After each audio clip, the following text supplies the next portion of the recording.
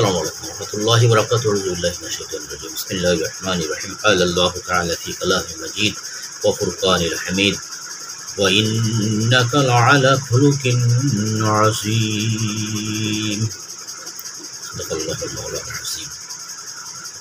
মহান আল্লাহ রাব্বুল আলামিন নবী সাল্লাল্লাহু আলাইহি সাল্লামকে তথা তার চরিত্রের ব্যাপারে সার্টিফিকেট দিয়েছেন। তিনি সর্বোত্তম চরিত্রের উপর প্রতিষ্ঠিত রয়েছেন তথা অধিষ্ঠিত রয়েছেন। সো এই মহামানব চরিত্র আখলাক যে বা যারাই মানবে তারাই পৃথিবীর অন্যতম মানুষ পরিণত হবে আজকাল। এই মহামানবের অনুকরণ করার মাধ্যমে আল্লাহ রাব্বুল আলামিনের মহব্বত হাসিল করা যাবে। সেই কথা রাব্বুল আলামিন তার কালাম পাকে বলেছেন, বিসমিল্লাহির রহমানির রহিম, কুল ইন কুনতুম তুহিব্বুনাল্লাহ ফাত্তাবিউনি ইউহিব্বুকুমুল্লাহ ওয়া ইয়াগফির লাকুম যুনুবাকুম ওয়াল্লাহু গফুরুর রহিম। যাই হোক, সেই রাসূল সাল্লাল্লাহু আলাইহি সাল্লামের শিখানো আখলাকের মধ্যে অন্যতম এক আখলাক হলো সালাম দেওয়া। আমরা ইনশাআল্লাহ সালামের উপকারিতা এবং সালামের ফজিলত নিয়ে আলোচনা করব ইনশাআল্লাহ। এর পাশাপাশি আলোচনা করব ইনশাআল্লাহ আল্লাহ সাহিত্য, মুসাফা, মোয়ানাকাত, কদমবুসি, মাতা পিতার প্রতি কর্তব্য, পানাহের আদব, মেহমানদারির আদব, শোয়ার আদব, এই কতগুলো বিষয়ের উপরে ভিডিওতে সম্পূর্ণরূপে আলোচনা করা হবে। আল্লাহ আমাদেরকে সাহায্য করুন। আশা করি আমরা অনেক কিছু শিখতে পারবো ইনশাআল্লাহ, যা আমাদের হয়তো অনেকেরই অজানা। প্রথমত সালাম দেওয়া। সালাম ইসলামী শরীয়তের গুরুত্বপূর্ণ বিষয় ও প্রিয় সাল্লাল্লাহু আলাইহি ওয়াসাল্লাম পবিত্র সুন্নাত বটে। পরস্পরের মধ্যে বন্ধুত্ব, ভ্রাতৃত্ব সৃষ্টির অন্যতম মাধ্যম হলো সালাম দেওয়া। সালাম আল্লাহ তাআলার একটি নাম, যার অর্থ শান্তি। প্রিয় নবী সাল্লাল্লাহু আলাইহি ওয়াসাল্লাম ইরশাদ করেন, আফসুস সালামু তাসলিম, তোমরা সালাম বিনিময় করো, শান্তিতে থাকবে। আল আদাবুল মুফরাদ 239 নম্বর আয়াত খ্রিস্টার মধ্যে কথাটি রয়েছে, অথবা 239 হাদিসের মধ্যে রয়েছে। আল্লাহর হাবিব সাল্লাল্লাহু আলাইহি ওয়াসাল্লাম আরো ইরশাদ ফরমান, আসসালামু ক্বাবলাল কালাম, তোমরা কথা বলার পূর্বে সালাম বিনিময় করো। কথা বলার পূর্বে সালাম বিনিময় করতে হবে। জামে তিরমিজি মিশকাত শরীফের মধ্যে হাদিস রয়েছে। আল্লাহ তাআলা আদি পিতা হযরত আদম আলাইহিস সালামকে সৃষ্টি করার পর ফেরেশতাগণকে সালাম দিতে বলেন। আদম আলাইহিস সালাম তার ফেরেশতাদেরকে উদ্দেশ্যে বলেন, আসসালামু আলাইকুম, অর্থাৎ আপনাদের উপর শান্তি বর্ষিত হোক। ফেরেশতাগণ জবাবে বলেন, আসসালামু আলাইকা ওয়া রাহমাতুল্লাহি, অর্থাৎ আপনার উপর শান্তি ও আল্লাহর রহমত বর্ষিত হোক। আদাবুল মুফরাদ 241 খ্রিস্টা কিংবা 201 হাদিসের মধ্যে কথাই রয়েছে। যে সালাম দেবে সে 10টি নেকি পাবে, যে তার সাথে ও রাহমাতুল্লাহ যোগ করবে সে 10টি নেকি পাবে, যে এর সাথে অতিরিক্ত ও বারাকাতু ও যোগ করে সে 30টি নেকি পাবে। কথাগুলো রয়েছে আল্লাহ আদাবুল মুফরাদের মধ্যে। সালাম সবার আগে দেওয়ার চেষ্টা করতে হবে। আনাস রাদিয়াল্লাহু তাআলা আনহু বলেন, আমি রাসূল আরবি সাল্লাল্লাহু আলাইহি ওয়াসাল্লামের খেদমত করছিলাম, শত চেষ্টা করো, একবারও রাসূলুল্লাহ সাল্লাল্লাহু আলাইহি ওয়াসাল্লামকে আগে সালাম দিতে পারেনি। এটা রাসূল সাল্লাল্লাহু আলাইহি ওয়াসাল্লামের স্পেশাল বৈশিষ্ট্য। এটা কোন মানুষের পক্ষে সম্ভব কিনা আল্লাহ ভালো জানেন। পিতামাতা, ওস্তাদ, মুরব্বী, ভাই বোন, বন্ধুবান্ধব, স্বামী স্ত্রী সবাইকে সালাম বিনিময় করা প্রিয় নবী সাল্লাল্লাহু আলাইহি ওয়াসাল্লামের সুন্নাত বটে। এর মাধ্যমে পরস্পরের জন্য দোয়া করা ও মনের মিল হয়। তাই আমাদের উচিত সালাম বিনিময় করা। যখনই কেউ আমাদেরকে সালাম দিবে আমরা জবাব বলবো ওয়ালাইকুমুস সালাম। অন্যতম লোক হলে সালাম দিলে আমরা জবাব দিব হাদাকাল্লাহ, অর্থাৎ আল্লাহ আপনাকে সঠিক পথ প্রদর্শন করুন। আমরা রাসূল সাল্লাল্লাহু আলাইহি ওয়াসাল্লামকে সালাম দিব, আসসালাতু ওয়াসসালামু আলাইকা ইয়া রাসূলুল্লাহ, আসসালাতু ওয়াসসালামু আলাইকা ইয়া হাবিবাল্লাহ, অথবা আসসালাতু ওয়াসসালামু আলাইকা ইয়া না বলে শুধু রাসূলুল্লাহ বললেও হবে। আসসালাতু ওয়াসসালামু আলাইকা হাবিবাল্লাহ, আসসালাতু ওয়াসসালামু আলাইকা শফিউল মুজনিবিন, আসসালাতু ওয়াসসালামু আলাইকা রাহমাতুল আলামিন, আসসালাতু ওয়াসসালামু আলাইকা সাইয়্যিদুল আরবি ওয়াল আজামি, এভাবে সালাম দেওয়া যেতে পারে। এরপর মুসাফা শব্দটি আরবি, এর অর্থ করমর্দন করা। পরস্পর সাক্ষাতে সালামের পর যে কসকিস করা সুন্নত তা হলো মুসাফা। প্রথমে যিনি হাত এগিয়ে দিবেন তিনি ডান হাত এগিয়ে দিবেন। যাকে উদ্দেশ্য করে হাত এগিয়ে দেওয়া হলো তিনিও তার ডান হাত দিয়ে আগন্তুকের হাতে হাত মেলাবেন। তারপর উভয়জন তার বাম হাত দ্বিতীয় ব্যক্তি ডান হাতের ফিটের সাথে মেলাবেন এবং বলবেন, ইয়া গফিরুল্লাহু লানা ওয়া লাকুম, অর্থাৎ আল্লাহ আমাদের এবং আপনাদেরকে ক্ষমা করুন। মুসাফা সম্পর্কে নবী সাল্লাল্লাহু আলাইহি ওয়াসাল্লাম ফরমান, দুই মুসলমানের সাক্ষাতে মুসাফা করলে আল্লাহ তাদের স্থান ত্যাগের পূর্বেই গুনাহ মাফ করে দেন। সুবহানাল্লাহ, ইয়াগফিরুল্লাহু লানা ওয়া লাকুম এর বরকতে।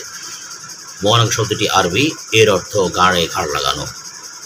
বাংলা ভাষায় একে কোলাকুলি বলা হয়। একজন মুসলমানের সাক্ষাৎ হলে সালাম মুসাফার পর যে সুন্নতটি আদায় করে তা হলো কোলাকুলি। এর মাধ্যমে পরস্পরের মহব্বত সৃষ্টি হয়, মনে হিংসা দূর হয়।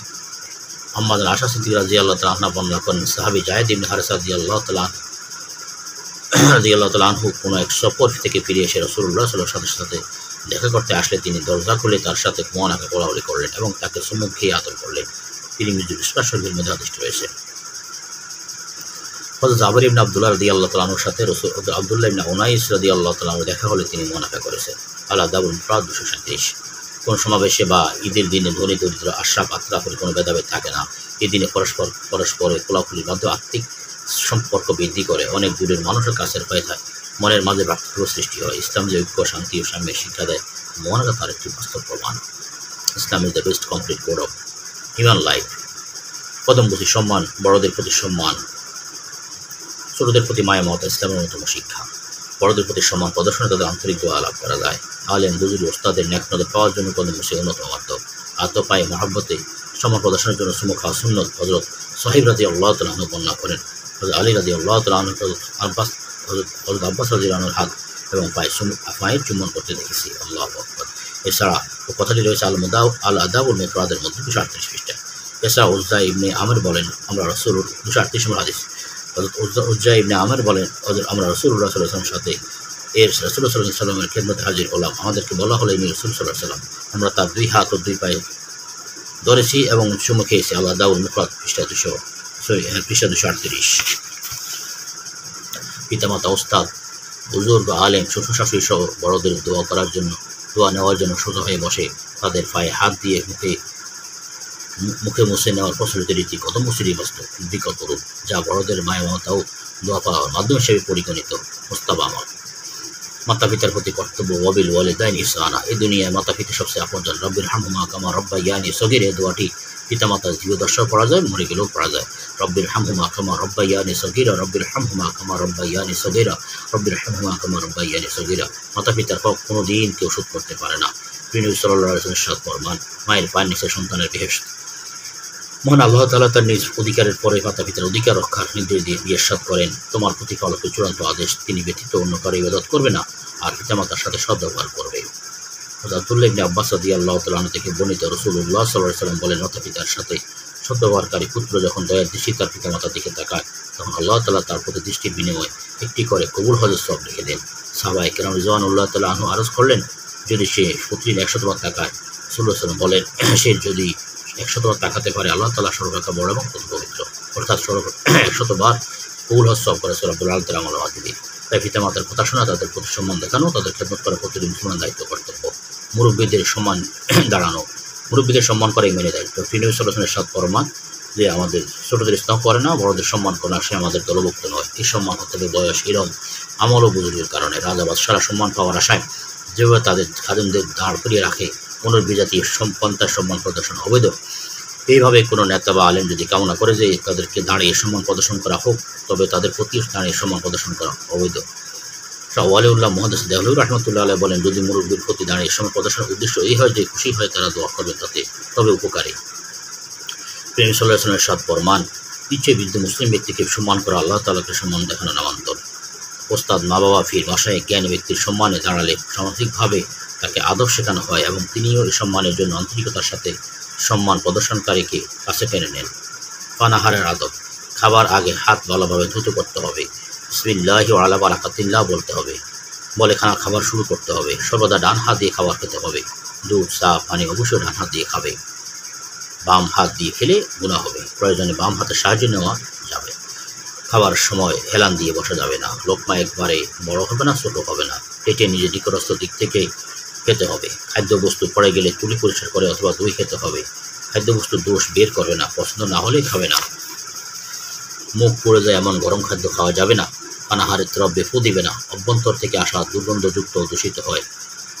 পানি 3 নিঃশ্বাসে থেমে থেমে পান করতে হবে। খাবার থেকে অবসর হয়ে আঙ্গুল ও প্লেট সেটে খেতে হবে। তারপর হাত ধুয়ে নেবে।